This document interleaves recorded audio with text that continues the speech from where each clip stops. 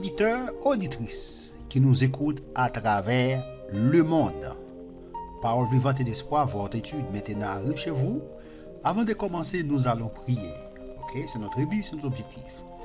Père Céleste, Dieu fort, puissant et grand dans les combats. Nous te disons merci Seigneur parce que tu nous as cachés, tu nous as gardés, tu nous as protégés, tu nous as donné la vie, le mouvement, l'être, la respiration. Merci Seigneur pour ta grâce, ton amour infini que tu as manifesté envers nous. Tu as envoyé Jésus ton Fils mourir à notre place pour avoir la vie éternelle. Aujourd'hui, nous avons l'opportunité, l'occasion d'annoncer ta parole. Nous te demandons, Père Céleste, d'éclairer notre esprit, d'ouvrir notre intelligence afin que nous puissions partager ta parole.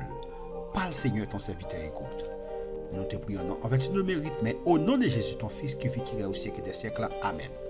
Nous vous remercions, vous qui avez partagé mes études des siècles. Amen.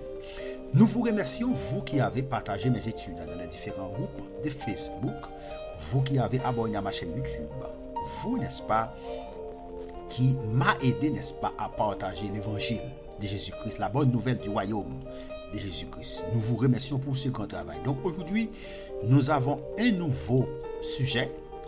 Nous étudions généralement le dimanche le livre des Proverbes. Le mercredi, nous étudions ensemble les doctrines bibliques. Nous avons un sujet, n'est-ce pas, sur la doctrine biblique qui est la discipline. Donc c'est ce que nous allons voir aujourd'hui, la discipline. Nous allons définir la discipline. C'est quoi la discipline? La discipline, n'est-ce pas, c'est la règle de conduite commune aux membres d'un corps, aux membres d'une collectivité. Donc, obéissance à cette règle. C'est ça?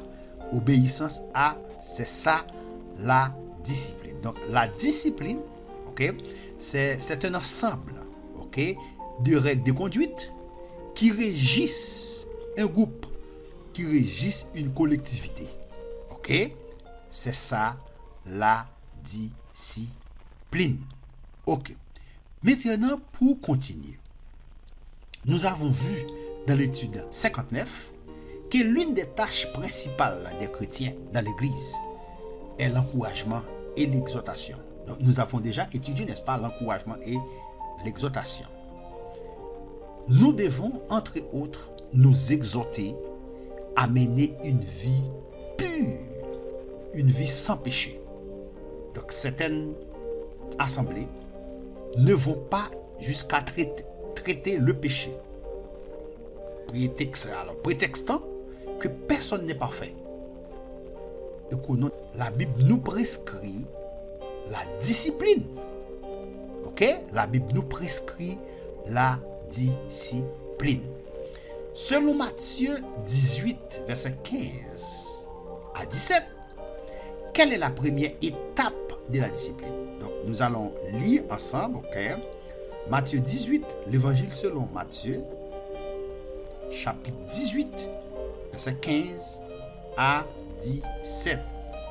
Matthieu 18, verset 15 à 17. Il dit, si ton frère a péché, va et reprends-le entre toi et lui seul. S'il t'écoute, tu as gagné ton frère. Verset 16. Mais s'il ne t'écoute pas, prends avec toi une ou deux personnes, afin que toute l'affaire se règle sur la déclaration de deux ou de trois témoins. L'affaire se règle sur la déclaration de deux ou de trois témoins. Verset 17. S'il refuse de les écouter, dis-le à l'église. Et s'il refuse aussi d'écouter l'église, qu'il soit pour toi comme un païen et un publicain. La question ici, quelle est la première étape de la discipline? Maintenant ici, si ton frère a péché. Maintenant, il y a une autre version. Ok? Il y a une autre version. C'est la version d'Abi qui a dit si ton frère a péché contre toi. Ici, le contexte, n'est-ce pas, de ce chapitre, ok, est si ton frère a péché contre toi, c'est-à-dire si tu as un problème avec ton frère, ok, ce passage explique, n'est-ce pas, comment résoudre ce problème, comment résoudre ce conflit. Donc, la question, la première étape de la discipline, n'est-ce pas? Lorsque tu as un problème avec ton frère, d'abord, le texte a dit si ton frère a péché, c'est-à-dire si ton frère a péché contre toi, c'est-à-dire si tu as un problème avec ton frère, le texte a dit va et reprends-le entre toi, ok, et lui seul. Ok? Donc, c'est-à-dire la première étape. Donc, tu n'as pas besoin, n'est-ce pas, de mettre, n'est-ce pas, beaucoup de gens au courant de ton problème, n'est-ce pas, de ton conflit avec ton frère. Donc, le texte a dit ici, va et reprends-le. Va et reprends-le entre toi et lui seul. S'il t'écoute, tu as gagné ton frère. Ça, c'est la première étape. La question, quelle est la première étape de la discipline? La première étape de la discipline, n'est-ce pas, c'est d'essayer de résoudre le conflit ou le problème entre toi et ton frère.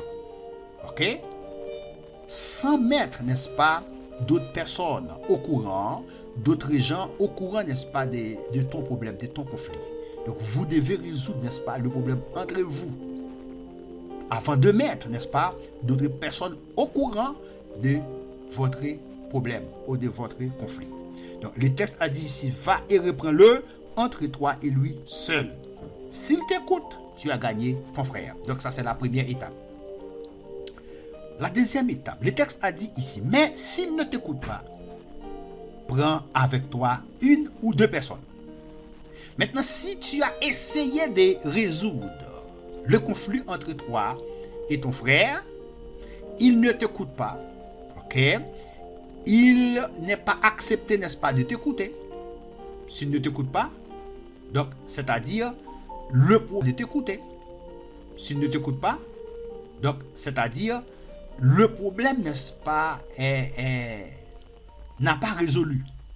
Eh bien, le texte, le verset 16 a dit ici, mais s'il ne t'écoute pas, prends avec toi une ou deux personnes, afin que toute l'affaire se règle sur la déclaration de deux ou de trois témoins. Maintenant, ici, quelle est la deuxième étape? La deuxième étape, n'est-ce pas, c'est de prendre, n'est-ce pas, c'est de prendre avec toi une ou deux personnes. Ok? Alors, une ou deux personnes, n'est-ce pas, c'est-à-dire une ou deux personnes qui, généralement, qui sont, n'est-ce pas, dans la même assemblée. Ok? Dans la même assemblée avec toi. Maintenant, le texte a dit, s'il ne t'écoute pas, prends avec toi une ou deux personnes. C'est-à-dire, vous allez, que vous connaissez, n'est-ce pas, qui sont vos amis. Ok? Vous allez les expliquer, n'est-ce pas, le problème, le conflit. Donc, ces deux personnes-là, n'est-ce pas, vont vous aider à résoudre le conflit, à résoudre le problème. Le texte a dit, afin que toute l'affaire se règle sur la déclaration de deux ou de trois témoins. Ça, c'est la deuxième étape. La troisième étape, pour continuer, le texte a dit ici, afin que toute l'affaire se règle sur la déclaration de deux ou de trois témoins. Alléluia. Le texte a dit ici, s'il refuse de les écouter, dis-le à l'église. S'il refuse de les écouter, si ton frère, n'est-ce pas, a refusé, n'est-ce pas, d'écouter ces deux personnes-là, le texte a dit ici, dis-le à l'église. Maintenant, ça c'est la troisième étape. La troisième et la quatrième étape. Dis-le à l'église. Dis-le à l'église, ça c'est la troisième étape. Maintenant, et s'il refuse aussi d'écouter l'église, ça c'est la quatrième étape. S'il refuse d'écouter l'église, ça c'est la quatrième étape. Le texte a dit ici qu'il soit pour toi comme un païen et un publicain. Qu'il soit pour toi comme un païen, ok, ou bien un publicain. C'est-à-dire, cela veut dire que ce frère-là, vous n'avez pas de problème avec lui. Tout simplement, le texte a dit ici qu'il soit pour toi comme un païen et un publicain. Si vous avez, n'est-ce pas, si vous avez l'habitude de converser ou bien de discuter des choses importantes avec ce frère, Donc, le texte a dit qu'il soit pour toi comme un païen. C'est-à-dire, vous avez seulement le devoir de saluer, n'est-ce pas, ce frère. Donc, tu ne vas pas, n'est-ce pas, le considérer comme ton ennemi, mais qu'il soit pour toi, n'est-ce pas, comme un païen et un publicain. Tu as le devoir, n'est-ce pas, de le saluer. Mais tu ne vas pas, n'est-ce pas, le considérer comme ton ennemi. Pas ton ennemi, mais comme un païen et un publicain. Ça, c'est la 4e étape. Maintenant, l'objectif principal. La question ici, quel est l'objectif principal dans tout le processus? Maintenant, vous essayez, n'est-ce pas, de résoudre le conflit, le problème entre toi et ton frère. La première étape, c'est quoi? La première étape, c'est quoi? Reprends-le entre toi et lui seul. Ça, c'est la première étape. La deuxième étape, s'il ne t'écoute pas, prends avec toi une ou deux personnes, afin que toute l'affaire se règle sur la déclaration de 2 ou de 3 témoins. S'il refuse de les écouter, dis-le à l'église. Ça, c'est la 3e étape. Et la 4e étape, s'il refuse aussi d'écouter l'église, qu'il soit pour toi comme un païen et un publicain. Ok, ça c'est la discipline. Maintenant, pourquoi devons-nous nous rendre jusqu'à l'étape de le dire à l'église? Et même d'exclure, n'est-ce pas? Et même d'exclure un membre. Pourquoi? Nous allons lire 1 Corinthiens 5, verset 5 à 13. Lisons ensemble 1 Corinthiens 5. Très bien. 1 Corinthiens 5, verset 5 à 13. 1 Corinthiens 5, le texte à 13. 1 Corinthiens 5. Le texte a dit ici, nous allons lire, n'est-ce pas? Nous allons commencer au début. Au début du chapitre. On entend dire généralement qu'il y a parmi vous de l'impudicité. L'impudicité, n'est-ce pas, c'est des ordres de la chair. On entend dire généralement qu'il y a parmi vous de l'impudicité, et une impudicité telle qu'elle ne se rencontre pas même chez les païens. C'est au point que l'un de vous a la femme de son père, et vous êtes enflé d'orgueil, et vous n'avez pas été plus tôt dans l'affliction, afin que celui qui a commis cet acte fût ôté du milieu de vous. Qu'est-ce qu'il a fait? Il a pris, n'est-ce pas, la femme de son père. Pour moi, c'est l'apôtre Paul. Absent de corps, mais présent d'esprit. C'est lui qui a commis un tel acte. C'est-à-dire, c'est lui qui a pris, n'est-ce pas, la femme de son père. C'est lui qui a commis un tel acte au nom du Seigneur Jésus. Vous et mon esprit, étant assemblés avec la puissance de notre Seigneur Jésus-Christ, qu'un tel homme soit livré à Satan pour la destruction de la chair, afin que l'esprit soit sauvé au jour du Seigneur Jésus. Pour continuer, c'est bien à tort que vous vous glorifiez. Ne savez-vous pas qu'un peu de levain fait lever toute la pâte, fait disparaître le vieux levain, afin que vous soyez une pâte nouvelle, puisque vous êtes sans levain, car Christ votre Pâque a été immolé. Célébrons donc la fête, non avec du vieux levain, non avec un levain du malice et de méchanceté, mais avec les pains sans levain de la pureté et de la vérité. Et de méchanceté, mais avec les pains sans levain de la pureté et de la vérité.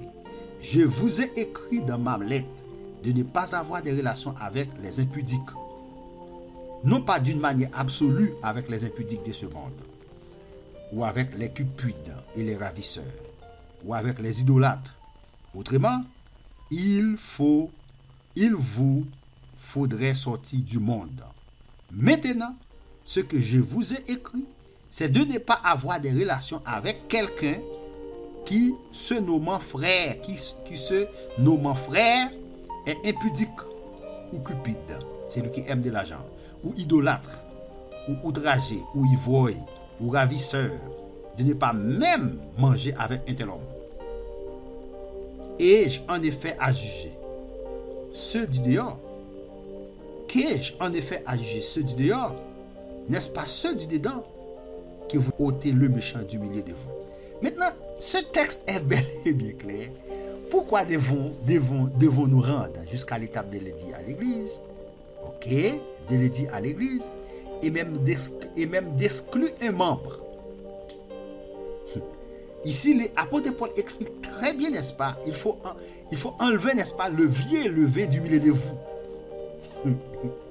Apôtre Paul a dit ici, dans ce texte, au verset 5, il a dit qu'un tel homme soit livré à Satan pour la destruction de la chair, afin que l'esprit soit sauvé au jour du Seigneur Jésus. Maintenant, vous, n'est-ce pas, qui êtes pasteur, n'est-ce pas, qui êtes dirigeant, n'est-ce pas, d'une église. Maintenant, ce texte, et c'est un texte, n'est-ce pas, et qui est très difficile. C'est un texte qui est très difficile, généralement, à interpréter. Donc, le texte est dit, apôtre Paul a dit ici, qu'à interpréter. Donc, le texte est dit, apôtre Paul a dit ici, qu'un tel homme soit livré à Satan pour la destruction de la chair, afin que l'esprit soit sauvé au jour du Seigneur Jésus. Donc, le texte a dit ici, le texte est bel et bien clair maintenant. Apôtre Paul a dit, maintenant ce que je vous ai écrit, c'est de ne pas avoir des relations avec quelqu'un, n'est-ce pas, qui se nomme frère, est impudique ou cupide, ou idolâtre, outragé, ou ivrogne, ravisseur. L'apôtre Paul a dit ici, de ne pas même manger avec un tel homme. Maintenant, c'est juste, n'est-ce pas, pour essayer de l'humilier, n'est-ce pas, pour qu'il change. Donc, l'objectif, c'est ça. Et il vit, n'est-ce pas, dans le péché, n'est-ce pas, il est impudique. L'apôtre Paul, n'est-ce pas, a dit ça, c'est justement, n'est-ce pas, pour l'humilier, de ne pas avoir, n'est-ce pas, de conversation avec lui. Donc, peut-être, n'est-ce pas, ça peut permettre, n'est-ce pas, qu'il change d'attitude. Ça peut permettre, n'est-ce pas, qu'il change de conduite. C'est pour ça, oui. Donc l'apôtre Paul a dit, n'est-ce pas, ce genre, ce genre de frères. L'apôtre Paul a dit ici, dans ce texte, donc, ce genre de frères, n'est-ce pas, vous ne devez pas, n'est-ce pas, même manger avec une telle personne. Parce qu'il a pris, n'est-ce pas, il a pris la femme de son père. Il a pris la femme de son père. Ce n'est pas une bonne chose. Un tel frère, déplacé. Donc, laisse-lui seul.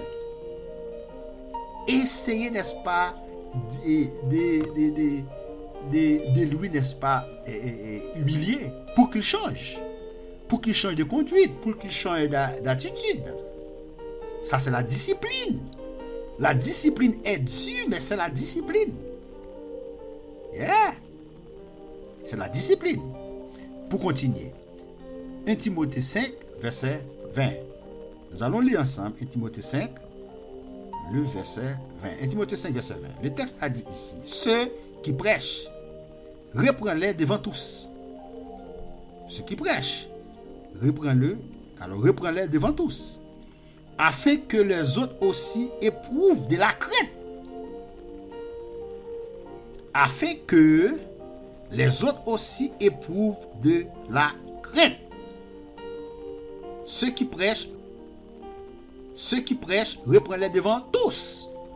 Vous qui prêchez l'évangile, vous qui prêchez la parole de Dieu, vous devez avoir, n'est-ce pas, une bonne conduite.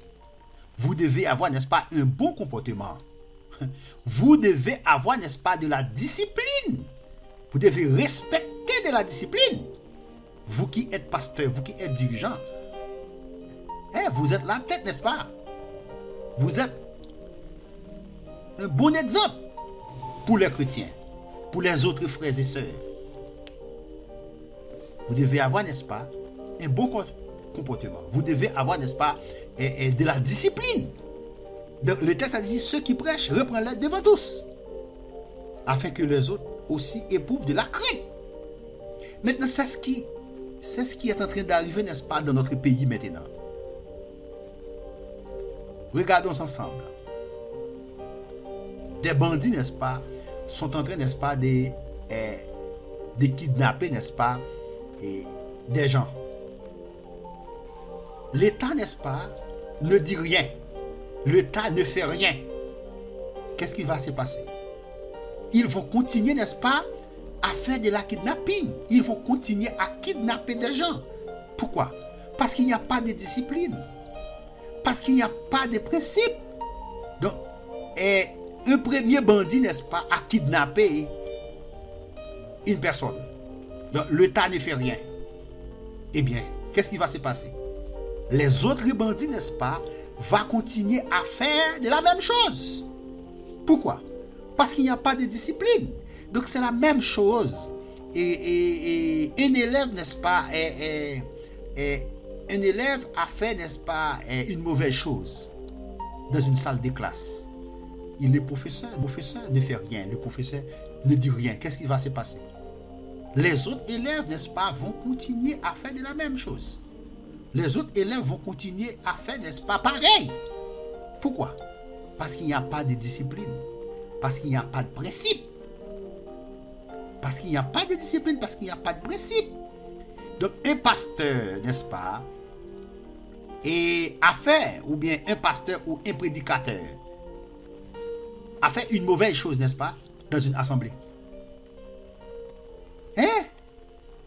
Et il continue à prêcher. Il continue, n'est-ce pas, il continue à diriger devant l'assemblée. Et qu'est-ce qui va se passer? Les autres frères, qu'est-ce qu'ils vont faire? Ils vont faire de la même chose.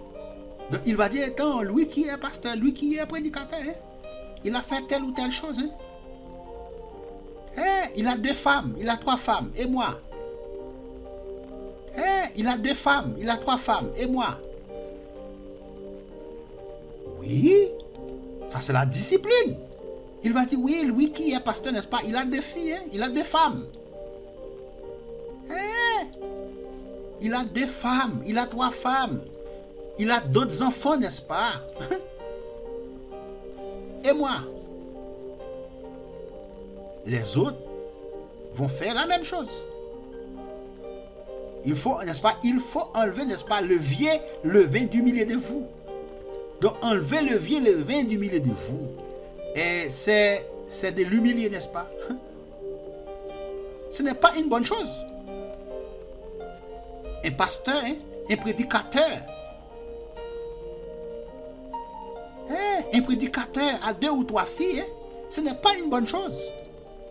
C'est mauvais. C'est mauvais. Ça, c'est la discipline. Comment il va continuer à prêcher? S'il a 2 ou 3 filles, n'est-ce pas? Lui qui est pasteur, qui est un dirigeant de l'église, n'est-ce pas? Il a 2 ou 3 filles. Il a d'autres enfants, n'est-ce pas, dehors. Qu'est-ce qu'il va dire? Il va prêcher quoi à l'église? Il va enseigner quoi à l'église? Ça, c'est la discipline. Donc, le texte est bel et bien clair.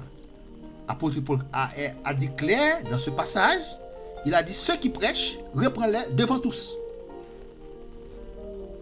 Reprends-les devant tous. Afin que les autres aussi éprouvent de la crainte.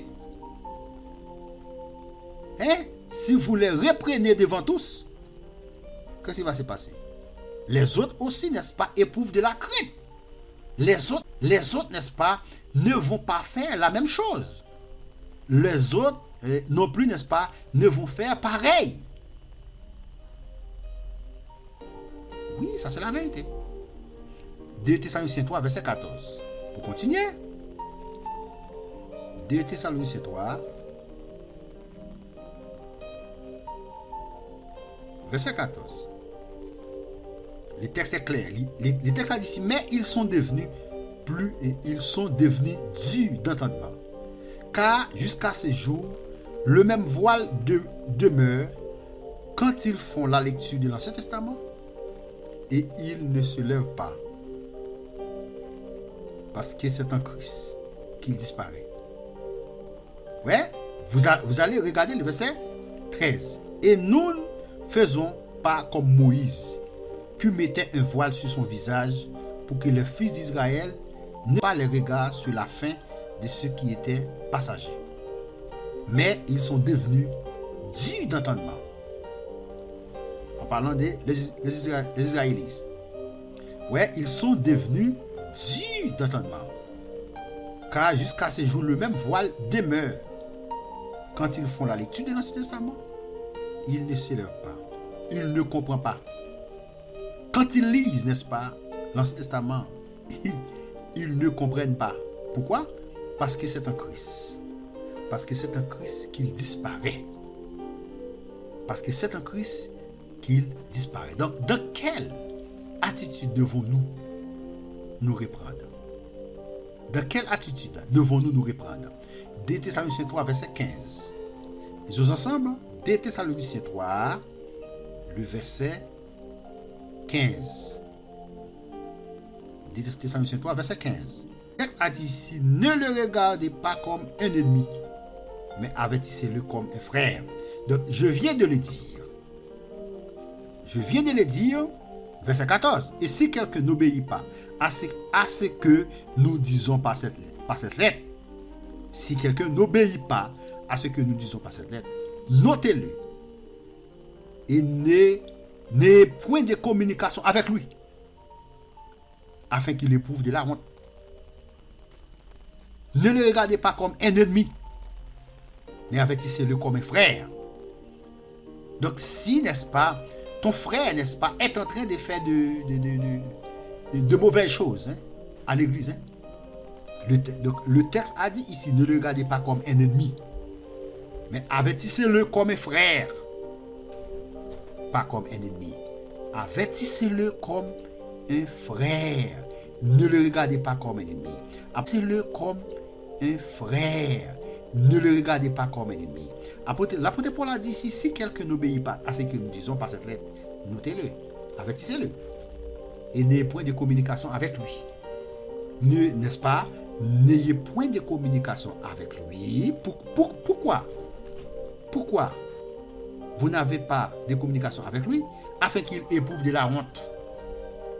N'est-ce pas? Ça peut, n'est-ce pas, lui aider à changer. Ou bien quelque chose, ça peut l'aider à changer de comportement. C'est pour cela. De quelle attitude devons-nous nous reprendre? C'est ça. Avertissez-le. Avertissez-le comme un frère. Avertissez-le comme un frère. C'est ça? 1 Timothée 5, verset 1 et 2. 1 Timothée 5, verset 1 et 2. 1 Timothée 5, verset 1. Et exhorte-le comme un père, exhorte le jeune gens comme des frères, les femmes âgées comme des mères, celles qui sont jeunes comme des sœurs, et en toute pureté. Maintenant, ça c'est comment exhorter, n'est-ce pas, les frères et sœurs, n'est-ce pas, qui vivent, n'est-ce pas, dans l'impudicité, n'est-ce pas, qui font de mauvaises choses à l'église, des choses, n'est-ce pas, qui ne sont pas conformes à la parole de Dieu, n'est-ce pas? Pour continuer. Maintenant, quand nous sommes repris, soyons attentifs à la correction de Dieu. Pourquoi Dieu nous corrige-t-il? Ça, c'est la question. La question, pourquoi Dieu nous corrige-t-il? C'est ça. Pourquoi? Hébreux 12, verset 5 à 11. Pourquoi Dieu nous corrige-t-il? La Bible va répondre à cette question. Pourquoi Dieu nous corrige-t-il? Hébreux, pourquoi Dieu nous corrige-t-il? Hébreux, regardons ensemble.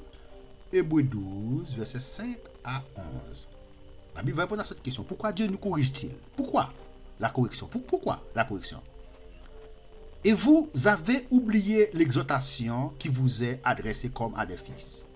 Mon fils, ne méprise pas les châtiments du Seigneur et ne perds pas courage lorsqu'il te reprend, c'est-à-dire lorsqu'il te corrige.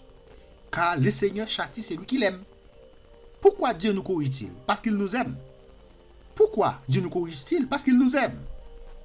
Donc, le texte a dit ici, et ne peut pas courage lorsqu'il reprend, car le Seigneur châtie celui qu'il aime. Et il frappe de la verge tous ceux qu'il reconnaît pour ses fils. Dieu, n'est-ce pas, va te châtier lorsque tu fais quelque chose, n'est-ce pas, qui n'est pas bon. Parole de Dieu. Quelque chose qui n'est pas conforme à la Bible, n'est-ce pas, Dieu, n'est-ce pas, va te reprendre. Dieu va te corriger. Pourquoi? Parce que tu es son fils. N'est-ce pas? Dieu va te reprendre. Dieu va te corriger parce que tu es son fils. Donc, le texte a dit ici, il frappe de la verge tous ceux qu'il reconnaît pour ses fils. Supporter le châtiment, c'est comme des fils que Dieu vous traite. Vous êtes le fils de Dieu. Car quel est le fils qu'un père ne châtie pas? Un père, n'est-ce pas, qui aime son fils, lorsqu'il fait, n'est-ce pas, lorsqu'il fait quelque chose, n'est-ce pas, qui n'est pas bon, lorsqu'il fait du désordre, n'est-ce pas, son père, n'est-ce pas, va le châtier. Pourquoi? Parce qu'il l'aime. Donc, le texte a dit ici, car quel est le fils d'un père ne châtie pas. Mais si vous êtes exempt du châtiment, auquel tous ont part, vous êtes donc des enfants illégitimes et non des fils. D'ailleurs, puisque nos pères, selon la chair, nous ont châtiés et que nous les avons respectés, ne devons-nous pas, à bien plus forte raison, nous soumettre au Père des esprits pour avoir la vie? Nos pères nous châtient, nos pères nous châtiaient pour peu de jours, comme ils le trouvaient bon, mais Dieu nous châtie pour notre bien. La question, pourquoi Dieu nous corrige-t-il? Pourquoi Dieu nous châtie? Dieu nous châtie pour notre bien, pas pour notre mal. Il nous châtie pour notre bien. Un père, n'est-ce pas, châtie son enfant, son fils pour son bien. Une mère châtie, n'est-ce pas, son enfant pour son bien, pas pour son mal, pour son bien. C'est ça? Donc, le texte ici a dit, nos pères, n'est-ce pas, nous châtiaient pour peu de jours, comme ils le trouvaient bon, mais Dieu nous châtie pour notre bien, afin que nous participions à sa sainteté. Pourquoi? Afin que nous participions à sa sainteté. Il est vrai que tout chrétien semble d'accord. Ok? Il est vrai que tout chrétien semble d'abord, il est vrai que tout châtiment, il est vrai que tout châtiment semble d'abord un sujet de tristesse et non de joie. Mais il produit plus tard, pour ceux qui ont été ainsi, exercer un fruit paisible de justice. Question? Que devons-nous faire lorsque nous savons qu'un frère a quelque chose contre nous? Nous allons répondre. La Bible va répondre à cette question. Regardons ensemble, lisons ensemble Matthieu 5, versets 23 et 24. Matthieu 5, versets 23 et 24. Matthieu 5, versets 23 et 24. Si donc tu présentes ton offrande à l'autel, et que là tu te souviennes que ton frère a quelque chose contre toi. Verset 24. Laisse là ton offrande devant l'autel, et va d'abord te réconcilier avec ton frère, puis viens présenter ton offrande. La question, que devons-nous faire lorsque nous savons qu'un frère a quelque chose contre nous? Que devons-nous faire? Le texte a dit ici, ok, va d'abord réconcilier avec ton frère, puis viens présenter ton offrande. Va réconcilier d'abord avec ton frère et après, tu viens, n'est-ce pas, et tu viens, n'est-ce pas, et présenter ton offrande. C'est ça. Frère, si un homme vient à être surpris en quelque faute, vous qui êtes spirituels, redressez-le avec un esprit de douceur. Pourquoi? Prends garde à toi-même. Fais attention à toi-même, de peur que toi aussi tu ne sois tenté. Portez les fardeaux les uns les autres et vous accomplirez ainsi la loi du Christ. Galates 6, verset 1 et 2. Que Dieu vous bénisse, que Dieu vous garde, que Dieu vous protège. Aujourd'hui, nous venons d'étudier ensemble la discipline. Partagez mes études dans les différents groupes de Facebook. Faites des commentaires. Si vous n'avez pas encore abonné, abonnez-vous maintenant pour recevoir une nouvelle étude chaque semaine. Donc aujourd'hui, nous venons d'étudier ensemble la discipline. Merci, à la prochaine.